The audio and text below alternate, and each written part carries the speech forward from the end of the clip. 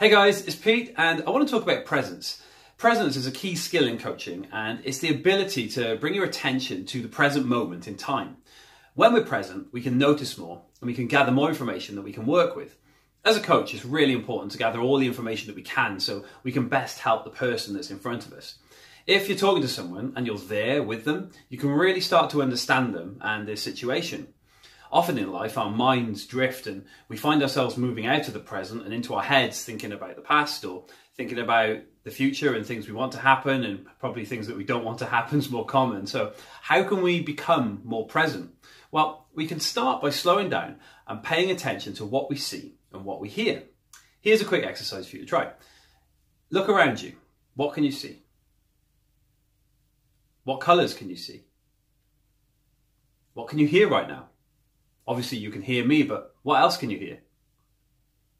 Now, you may notice that when you see something or when you hear something, it can remind you of something else. And if this happens, then you're no longer present. So bring yourself back and notice what's around you. Developing the skill of attention and being present can help us in all areas of life and really help us to become more effective in our work, in our relationships and in our life. And empathy is a part of this too. When you're talking to someone, presence precedes empathy, and from being present, we can gain empathy. Empathy is basically identifying with or vicariously experiencing the feelings, thoughts, or attitudes of someone. And we can't begin to understand someone else if we're not there present with them. But if we are there, then we can become much more effective in our communication. So next time you have a conversation with someone that you want to understand better, consciously bring your attention to that conversation. Listen to the words that are being used and look for the meaning behind the words. Look for the feelings.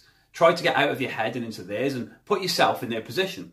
If you ask good questions and listen and look beyond the words, you'll find yourself with a much better understanding of the person you're talking to and give yourself the opportunity to become much more influential.